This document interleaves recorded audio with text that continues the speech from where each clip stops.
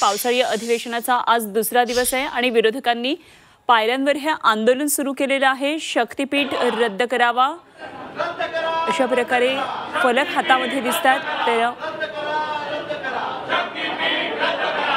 शक्तीपीठ रद्द करा अशा प्रकारच्या घोषणा दिल्या जातात आणि सरकार भकास आहे अशा प्रकारचा मजकूर यामध्ये लिहिला आहे।